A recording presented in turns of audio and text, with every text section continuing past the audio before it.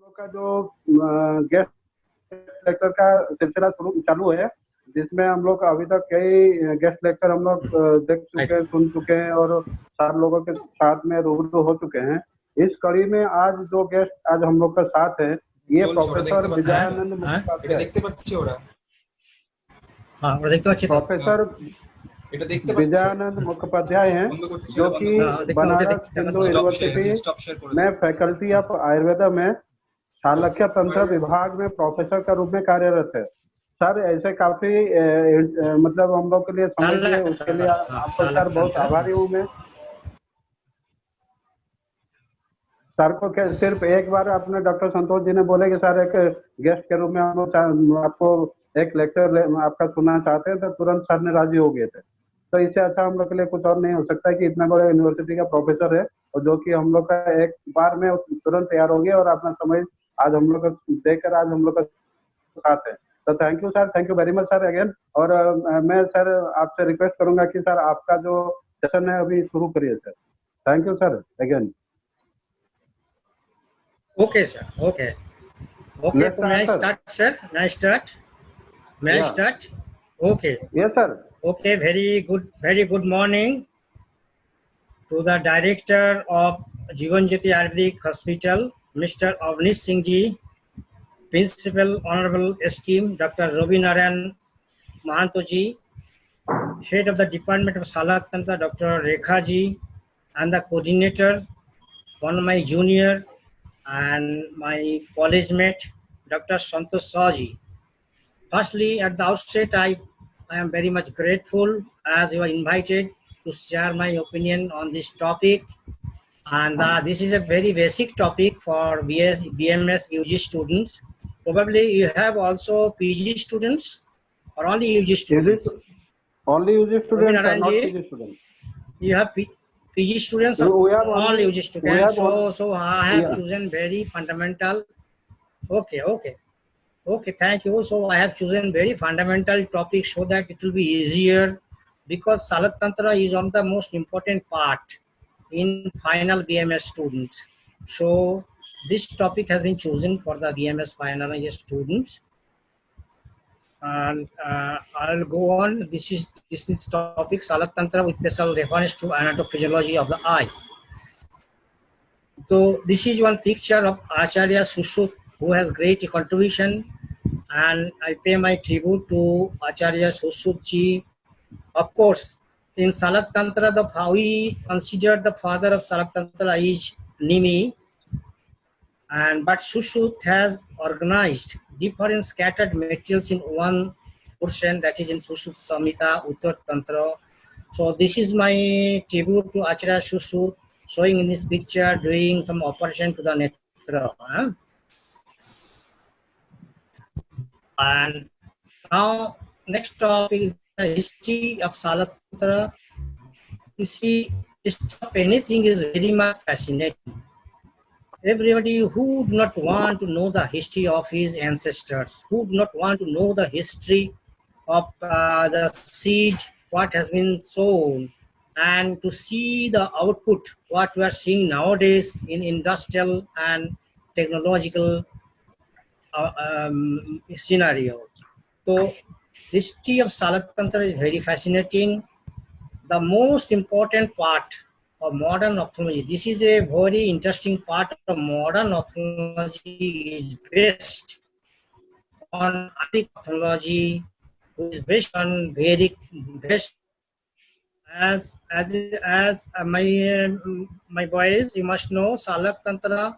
This is one of the most important clinical subject out of 8 subjects in Ashtanga Ayurveda, and this has been described as Acharya Sushruta in Sushruta Samhita, first chapter, that is Vedapati. So Salak Tantra means what? This is Salakaya. This has been taken from Vedapati. Salakam nama urdhu jatru gatanang subhanang nayanang badanang dhranadi samsitanang vadhi upasananatham. So this is the part of Ayurveda. One of the important branch which deals with the disease of the eye, ear, nose, throat, that is Nayana, Badana, Shravana, Adi, along with the what of the parts which comes above the Jatru, that is Griva Mul.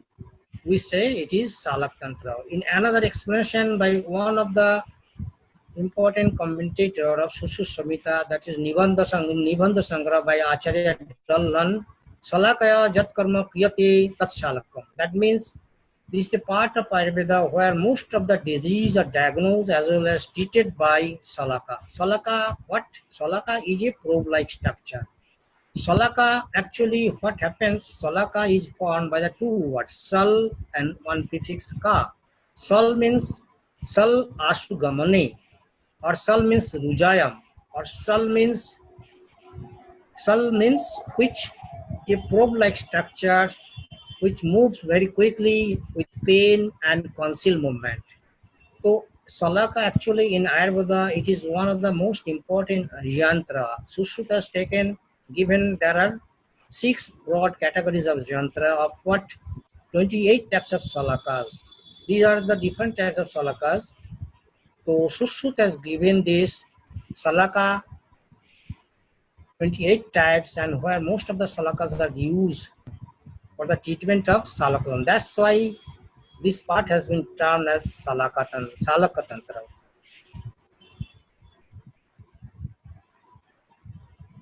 So the name of this branch so called because of the excessive Salaka Tantra, and some of them are probe, like Netra Salaka, probe, Corner Salaka, Nasa Salaka, Mukha Salaka, Oshta Salaka. These are the some other Salaka which are used different parts.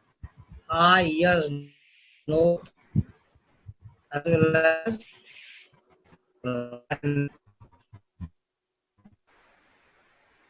used. In ancient times, of course, there is some lot of modifications, but all comes under Salaka Yantra, and where Salaka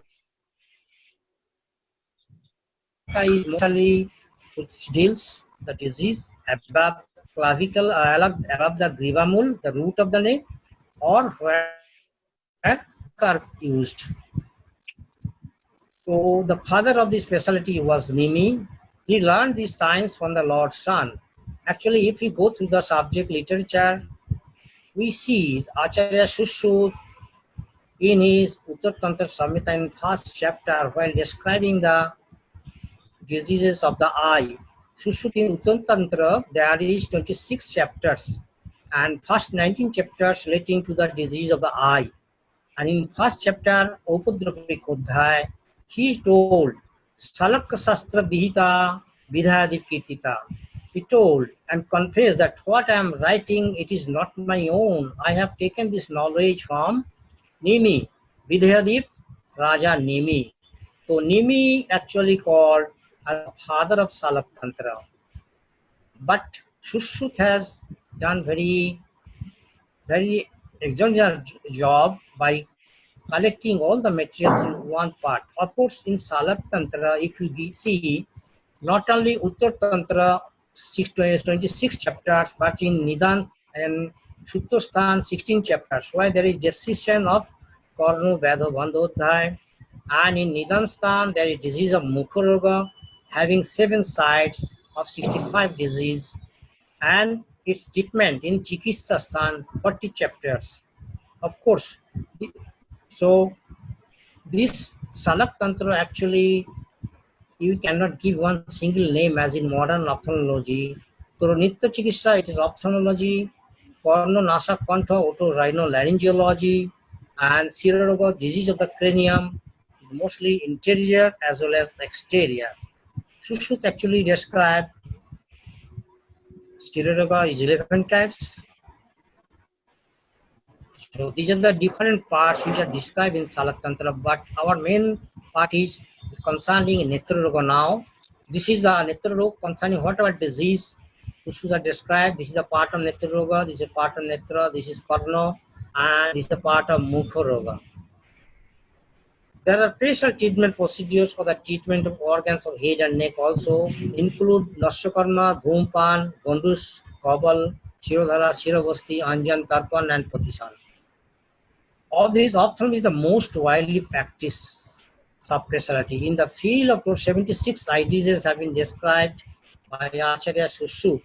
Of course, he has described Nayana Vighat separately, along with one more disease, that is Kukunak. And he has classified the ocular disease on the basis of different way, on the basis of avaya, different parts, as like Vatma, as like Krishna Katalogo, as like Seth Mandal in that way, and also describe the diseases on the basis of dosic predominancy, on the basis of treatment therapy, principles, and on the basis of Sadhu Sadhata, that is prognosis.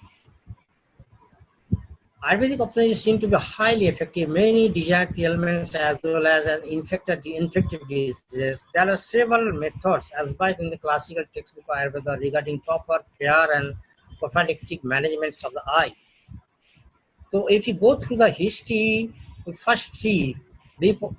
So we say, as I have told, the history of modern ophthalmology is based on Ayurvedic ophthalmology, and that starts from Rig Veda. There is no any ancient text before Rig Veda or Sushruta Samhita where there is description.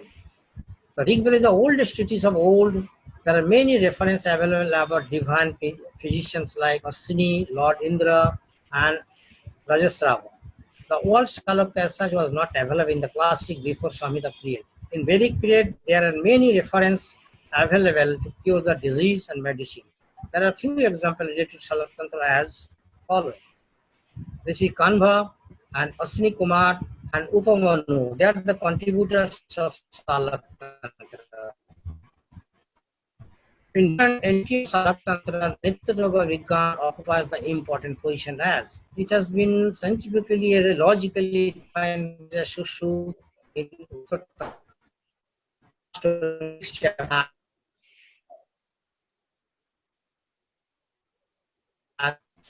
during the various authors wrote several books of Salak Tantra, but unfortunately none of these books are completely available in present era.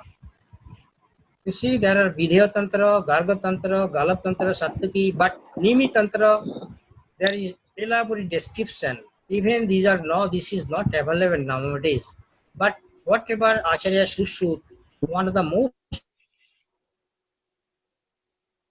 important disciple and Bhagavan Dhanvantari, he has collected materials and taken in Uttar Tantra. Of course, Uttar Tantra not only deals with the disease of Netra Roga, Karnunasa Kantha Roga, but other description of disease as like Kauma Mitra, then Gruha Roga, then Bal Roga, and then Chikisa, then different types of rasa. All are described in Uttar Tantra, but first 26 chapters are related to Salak Tantra. These are the histories. These are Abhyadarnak Upanishad, there is a good contribution, and Charak Sushut. If you think about the contribution, especially Brihatri, Charak Sushut and Bhagavad, they have very elaborate contribution in Salak Tantra. Of course, the Lohutri, that is Madhav, Aprokas, and Sarangada, they have also good contribution. Other than Chakraparni, a great contribution in the field of Salak Tantra. So, if you see Bhagavad also has contributed in Salak Tantra in Uttarsthan, that is 88 to 24 chapters, and Sushruta has described in Sutasthan, that is 11, 17 and 18 chapters, again in Chikistastan 26 and 11 chapters, even in Siddhistan 2 and 9 chapters. So dear boys, we have to see what we have to read. So concerning the Brihatri dissertation, which to be read by the students, and Logutri also the scattered portion to be read by the students. As I have already told, Nimi is the founder of Salak Tantra, actually who is first in Salak Tantra, actually known as Salaki. So this I have already told. This is in brief the introduction or in the history of Salak Tantra. Now I am come to the anatophysiological aspect of the eye. This is the outline anatomy of the eye. Of course, I'll discuss in brief the Ayurvedic concept as well as modern concept. Ayurvedic accept Nektar Sharir, then modern accept It consists of 3 coats, that is fibrous coat, vascular coat, nervous coat, and interior of the eyeball, that is antechamber, posterior chamber, and anterior cavity, vitreous chamber. And physiology of the eye, Ayurveda has also very nicely described the Kriya Vigyan, that is Kriya Sharir of Netra, by the theory of Pancha Panchakam and the physiology of vision in Ayurveda. Ayurvedic aspect of Sharir, the better understanding of any subject is very important to know anatomy of the part of the body. Unless you know the anatomy, we cannot understand the physiology. Until you know the physiology, you cannot understand the pathology. We cannot understand pathology, we cannot go to the disease followed by its treatment. So anatomy is the fundamental aspect of any medical students to know. Acharya should anatomy apply in most elaborated manner and discuss various anatomical components in terms of size, shape, color. She described that eyeball is spherical, subritang gostanakar. You see, while describing and Upadrapi Godaya Vidya Dangul Angushta Udar Sammitam, there is a controversy or there is lack of consciousness about the different scholars in Salak Tantra. Somebody asked that is the measurement of angul is nothing but the udar. Sangushta apna thumb finger ka the measure. But what I think, this is Vidya Dangul Bahullam. This means Bahulla is nothing but its side to side length. And Sangushta Udar Shabbitam, this means this is the anterior posterior length of the eyeball, which comes from the middle of the thumb to the top. This is anterior posterior distance. Dvayangul Sarvata Sardha. This Sarvata means circumference. This is Sardha. Sardha means 2.5, 3.5 only, 2 and 1.5. That is 3.5 only. This is the circumference. And X given this about the Nayan Buddha. That's eyeball. This eyeball is like totally spherical and it is stick in nature. Subritang Gostanakar Sarvabhuta Gunadbhavam. The Gostanakar, this is a very controversial. A lot of Ayurvedic Salaki, the ophthalmologists may explain in different way. So Gostanakar, it is Gostan. This Gostan is nothing but grapes, or it may be one sort of Musa Jantra. So this eyeball is almost like the Musa Jantra, which is used for the purification of metals. So here, if you can explain this, Bahulla means side to side length, that is Konini Pango. Anterior posterior distance is likely equal to Sangushta Udar Sammitam, and Sarvata means circumference equal to the 3.5 anguli respectively. Shape of eyeball, as I have already told, that is Gostanakar means the protuberance of cornea over the eyeball. The distance between two eyes is 4 angul. It happens. Actually, when you measure the eye from center, pupillary center to another, it will be 4 angul. It will be 4 fingers. When you measure the distance from two eyes, from Konenika to Konenika, it will be 2 anguli. This is a calculation by different authors by Churuk, Charak and Sushu. Measurement of transference according to Acharya Sushu, Mandal and people, Dishti, that cornea is known as Krishnamandal, 1/3 of the outer segment of the eyeball. That means Netayam Tibhagantu Krishnamandalam. Krishnamandal is nothing but it is 1/3 of the Netrayam. Ayam means Apangat Karinika. And Dishti, it is 1/7 of the measurement of the cornea. 1/7. So pupillary area is 1/7 of the cornea. It has been described in Upadrapi Godaya, another in Atura Upakramani Odhaya. He told it is 1/9. There is some explanation, but for Acharya describe various anatomical part related to eyeball. Here described as Mandal, Sandhi, Monolanicha, Sandhischa, Patalanicha, Lochane, Jatakram, Yani Atman, Satcha, Sarvata. As it is a circular structure most inner part is nothing but Dishtimandal, and more outer part is Pakshmandal. There are 5 mandalas, 6 sandhis and 6 patalas. Patalas means the innermost structures, we say it is patala, and sandhi means the joining two structures. These are 6. As these 5 circular areas around the eye, they are mostly this Pakshmandal, Bhartamandal, Setamandal and Krishnamandal. And most inner part is the Dishtimandal. Sandhi, the little meaning the junction. These are 6 in number, Mandal and Bhatma.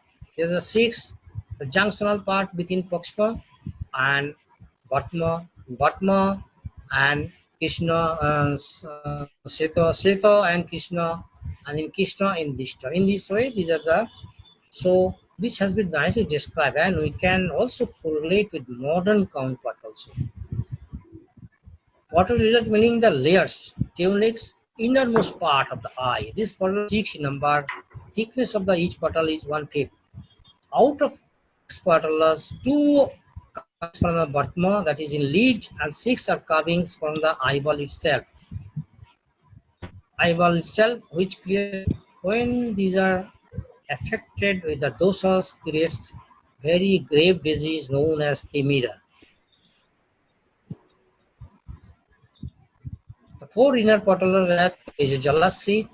Teja Jalasit, we can conclude, we may correlate with the Teja Jal, that is was aqueous humor, Teja Jalasit, and Pishita seed.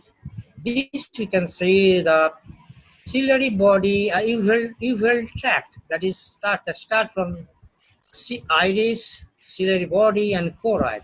Medasit, this we can say mostly Medasit and osteocyte. Osteocyte is nothing but we can relate to the lens itself, and medacyte is nothing but vitreous. Concept of dishti. The word dishti derived from Sanskrit dris, which means to see. The shape and size of this resemble Masuddala Matrantu, Panchabhuta Gunadvavam, Khaddat Viswalinga Dham Tejo. Or it is Sita Satma. That means it is natural tolerance to cold. Though there is predominance of Teja, but it can Sita Satma. It has the ability to tolerate Sita, that is darkness or hotness. The size of this is 1/7 of the cornea, while in other places mentioned Netramang Tikirhantu Krishnamanchate Krishnat Saptamichanti Dishti Visharada. On the basis of above discussion can be concluded that this is but an anatomical structure system as well as optical system, which corresponds to the entire visual pathway starting from cornea through pupillary aperture and reaching up to macula. The entire system is responsible for clear vision.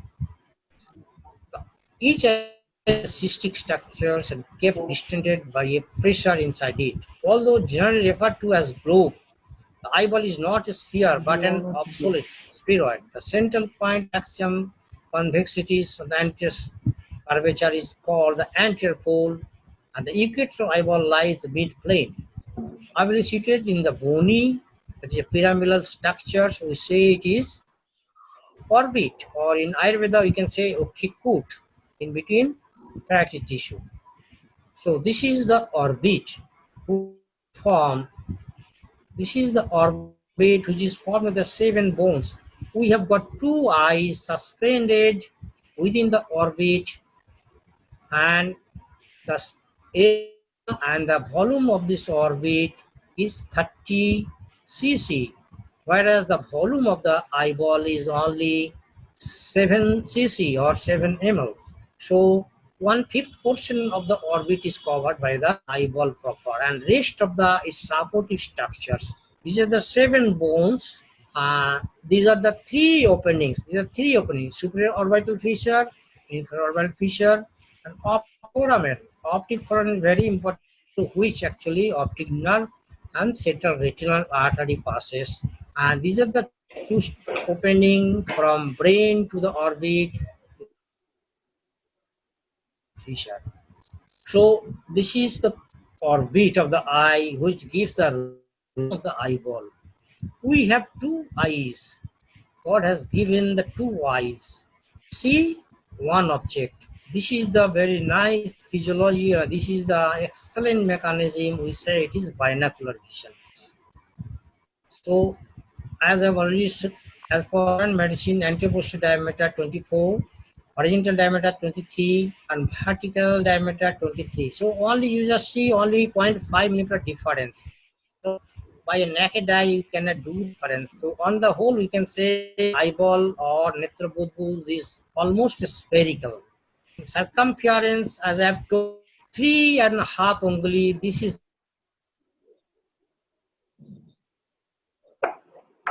more. This volume is 6.5 and weight is 7 gram. When it is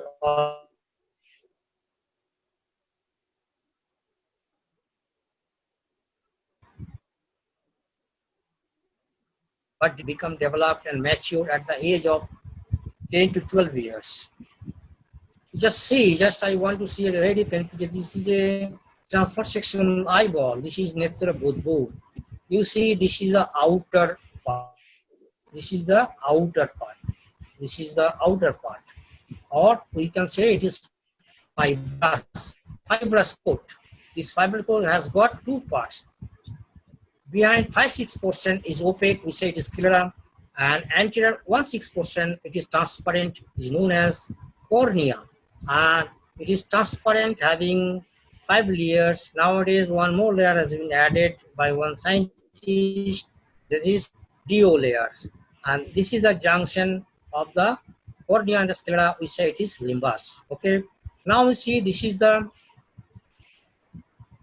anterior chamber, and this is the iris, this is the lens. This is, and as I've told, we have 3 coats: outer fibrous, this is vascular coat. It starts from the iris, pupillary area, ciliary body, and then choroid.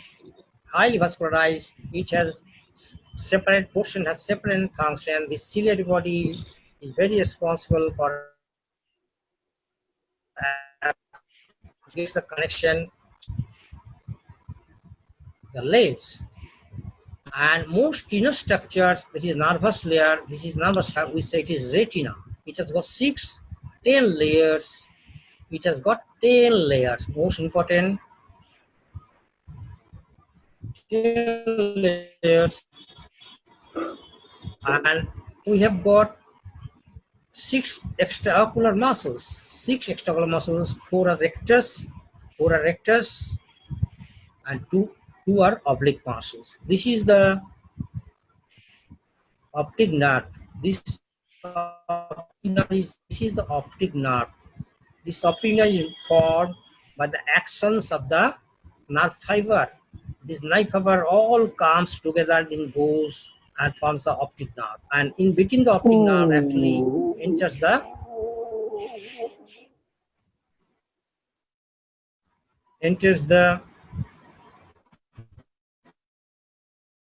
and central retinal vein, which actually supplies. And from front side, you can also correlate this. This is from front side, you can see this is the iris, a circular diaphragm with central aperture. This is known as pupil. This circular aperture, it is known as pupil, and it enters the eye. It has got a lot of function. This is the pupil. So in Ayurveda, we can correlate it is drishti mandal. This is drishti mandal. And there is one muscle, we say sphincter pupil, and one muscle is radial.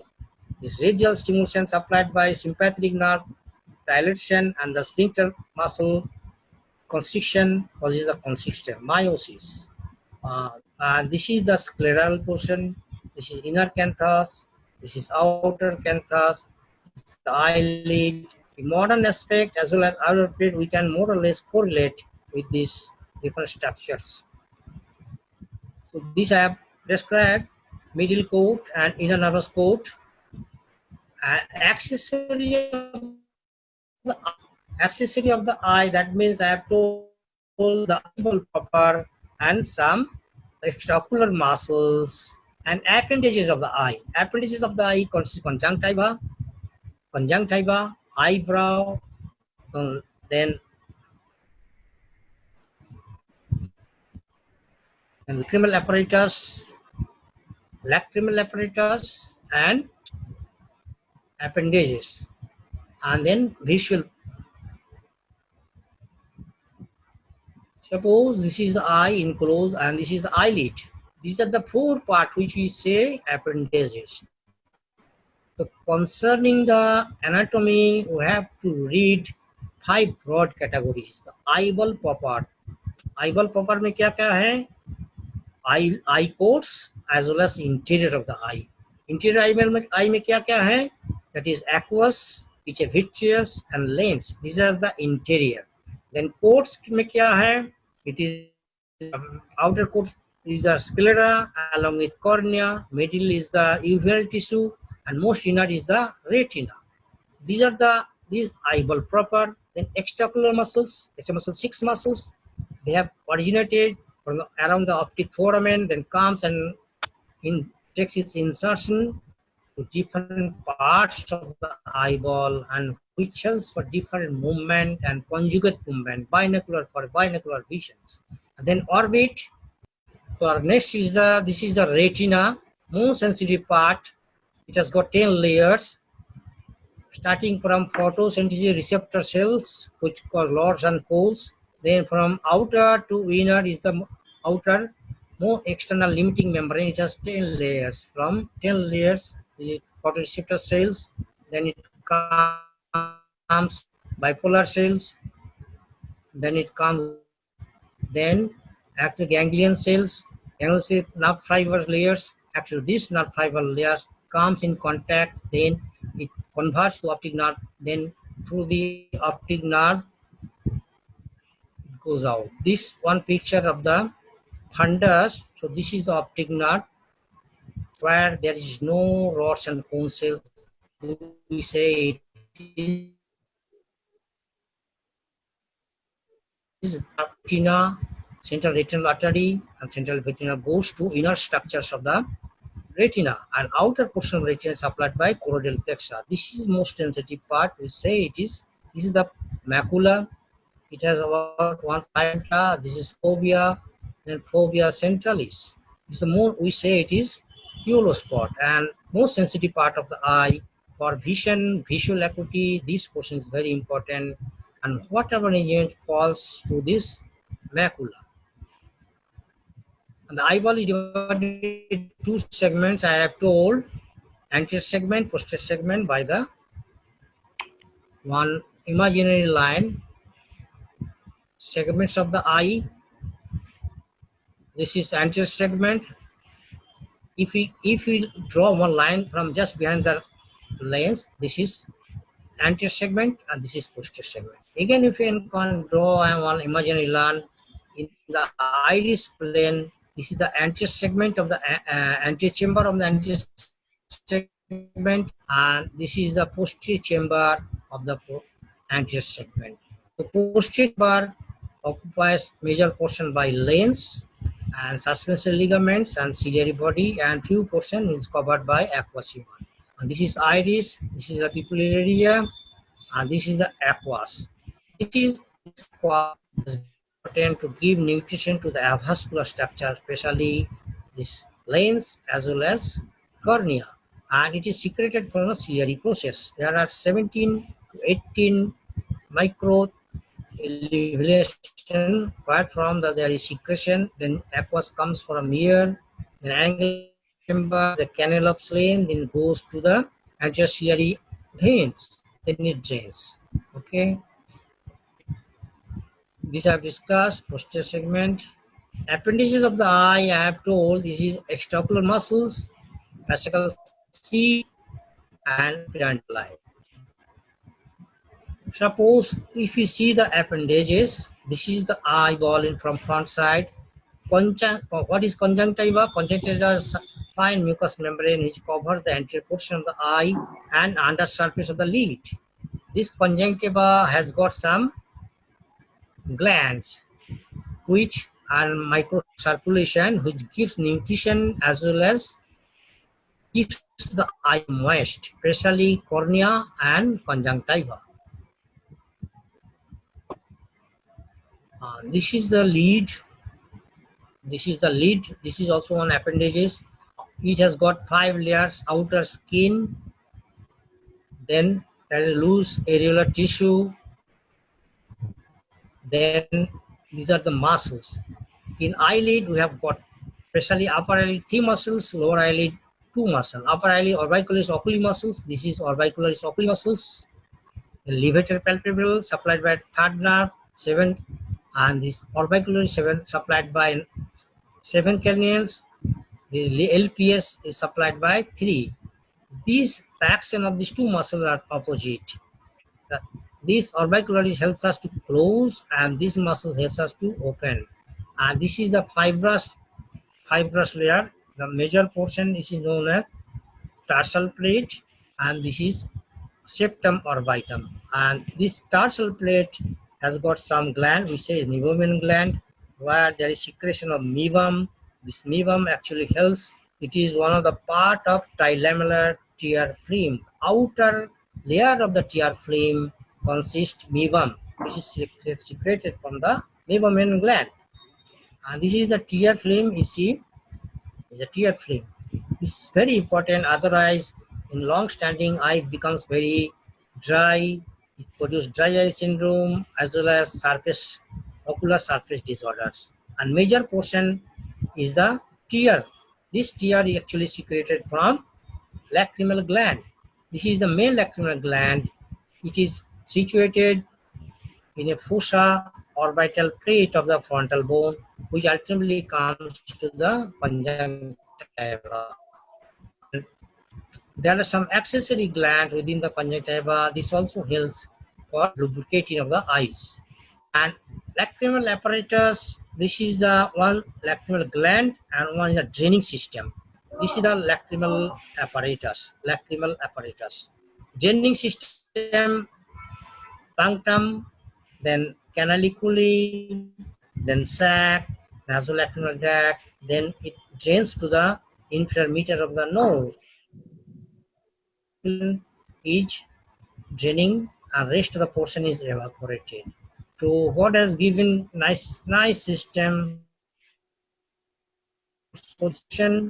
causes the moistness of the eye. This is the lacrimal apparatus. We can detail. This is the extraocular muscles. I have told eyeball has 6 extraocular muscles. Superior rectus, this is lateral rectus, middle rectus, and this is superior oblique, and this is inferior oblique. These muscles are innervated by femula so that the boys can remain LR6, SO4, all R3. LR mandalka lateral rectus. This lateral rectus is supplied by 6 cranial nerves. SO4 superior oblique. It is 4. It is supplied by 4 cranial nerve or abducens, and rest of the muscles are supplied by 3rd cranial nerves. All these muscles are cranial nerves, and longest muscle, these are extraocular muscles. Extraocular muscle and striated muscles. Striated muscles, these are controlled by your volition, by your effort. Within the eye, there are 3 muscles. We say it is intrinsic muscles. Sphincter pupillae, dilator muscles of the iris, and ciliary muscles of the ciliary body. This is intrinsic muscle. You see, this is the iris. This is the iris circular diaphragm with the central aperture. This iris has got 4 layers.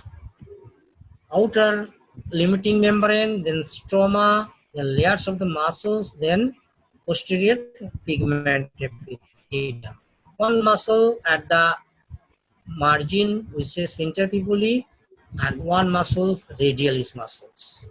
These radialis muscles, supplied by sympathetic nerves, comes from superior cervical ganglion and causes the dilatation and the sphincter is supplied by parasympathetic through third cranial nerve, which causes the constriction. So that there is a perfect balance between these two muscle actions, so that people size is maintained normal. When there is disease, sometimes become dilated, sometimes become constricted. With the help of this, we can understand what are the disease. And of course, for examining the inner portion of the eye, we need dilatation. So we have to paralyze the sphincter pupillary, pupillary will dilate. We can see the inner of the eye. Sometimes in disease condition, especially glaucoma, we need to constrict the pupil, then we give stimulation and causing. So this is the intrinsic muscles which helps for dilation, that is mydriasis, and constriction, it is meiosis. Now we come to the theory of the Netra's Kriya Vigyan, that is Pancha Panchaka. This has been Pancha Panchakam is described by Charak in Indrasthan. He has clearly mentioned that is Indriya, Indriya Artha, Indriya Bhu, Indriya Drobya, Indriya Buddhi. Whenever the physiology of the eye is based on this Panchaka theory and three stages of the vision. Actually, the vision or neurophysiology is very complex phenomena and which is very ill understood. Firstly, what happened? This is Ayurvedic physiology when Atma combines in Mona with Indriya, and Indriya with Tanmatra, Tanmate, Adhishtan with respective Mahabhuta with respective sense. Then Indriya Gyan occurs. In the function of form change, Pranavayu and Tarpavayu helps. In modern concept of light, actually physiology of vision, if you think the physiology of the eye, we have to think 5 blocks: maintenance of the clear media of the eye, the maintenance of intraocular pressures, then neurophysiology or physiology of the visions, mechanism of the sights, and physiology of the binocular vision. There are 3 stages.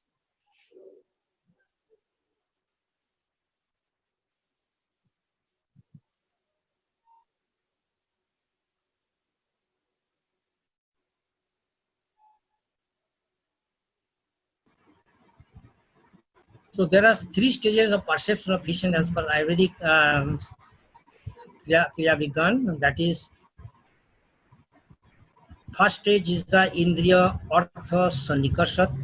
इंद्रिय का साथ इसका इंद्रिय का जो अर्थ उसको सन्निकर्ष होना चाहिए. फिर आलोचक बुद्धि, then buddhi. These are the 3 stages. Rupam alachakam. These are second stage, and third stage is the dishti buddhi. As per right Veda, alachak pitta is especially 2 types. As per Bhel Samhita, that is buddhi and Vaisheshik and buddhi. Karka effect in the function of Indriya will be affected after the function of Chakshundra will be defective and eyesight may be affected. These are the visual pathways, as I've told, as a part of modern anatomy as well as physiology, especially cones, bipolar neurons, ganglion cells, optic nerve, optic tract, joint puberty, and optic radiation, and visual pathways. So this is the visual pathway. How we can see binocular vision? You see, we have 2 eyes. From here, from optic nerve, optic chiasma, optic tract, lateral geniculate body, optic radiation. Then it goes to the optical cortex, the visual center, that is known as 7th or psychovisual center. It is covered by another peristate and parasite area. So whenever actually light falls on the eye, that comes on the fovea, and the system is what happened. The visual sensation is initiated and transmitted through optic nerve. How? Actually, there are photochemical changes. these photochemical changes of the pigments of the rods and poles causing the initiation of visual impulse. That impulse actually transmitted as an action potential through the optic nerve to the occipital cortex. And there is interpretation here. So visual and followed by visual perception. Visual perception is followed by four integration system. This is one unique. That is the light sense, form sense, and size sense, and contrast sense, and color sense. If there is any disturb the visual pathways, the disturbance of the vision. So this is the visual pathways in short, and if there is disturbance, it may causes different extrapupillary reflex as well as visual pathways disturbance. Now, light refractory pathways, bulbar conjunctiva, cornea, these are the refractive media, cornea, aqueous, lens, and vitreous. These are the four refractive media. And in front of the cornea is the trilamellar tear film. As the refractive media, each has got refractive index. In normal eye, what happens? Parallel rays after refraction comes to a focus to the retina. But when axial, cultural, or index disturbance, light cannot come to a focus to the retina. That means some error, thereby causing some refractive error, maybe myopia, maybe hypermetropia, maybe astigmatism. This is the trilamellar tear film. Trilamellar tear film first comes here, then this is the refraction, what happens actually in eye. Accommodation, what is accommodation? Accommodation is very important whenever a patient wants to see for near object. When you see distance, no need for accommodation, but here there is need to change the curvature of the lens so as to mechanism. This is the distance mission, but whenever we see there is change of curvature of the lens so as to focus the retina. This is the range of focus and alignment of the eyes. Alignment of the eye is very important to see binocular vision. We have got two eyes, but we see. So this function is mainly done by higher center. It has got three components: simultaneous perception, fusion, and stereopsis. These are the three main components of the binocular vision. And it needs some prerequisite. Eye should be, the individual eye should be working perfectly, anatomical sense, then physical sense, then psychical sense. This is a fixation. It means when both the eyes want to see one object, a fixation has to be done so that visual axis comes from the object to the macula. This is the fusion. When you see, but we see one object. This is the binocular fusion, and this is the eye movement. This eye movement is done actually with the help of our 6 extraocular muscles and innervated by different nerve supply. We say it is conjugate movement. If there is deviation of one eye from the fixation, then we say there is squint, that is deviation of eye. So on the whole, this is in short the anatomy. Just I give you one picture in my presentation. Firstly, I have given the brief history, contribution of authors, then brief history of the anatomy followed by physiology. Now ultimately the conclusion is the fact, however, whatever ultimately you have to know about modern aspect as well as Ayurvedic aspect. Both aspects should be known by the students so as to correlate, because our ancient authors have given that moment there is no frontal camera, there is no electron microscope, but in naked eye what they have described, this is excellent. And in this way you can say the fact however remains that the edific of modern ophthalmology based on yesterday, and that yesterday started from Vedic period with Acharya Nimi, Sushruta and subsequent authors. Slowly first to the Greeks, Romans, finally the Christian era. So integrative approach is the best way to accept.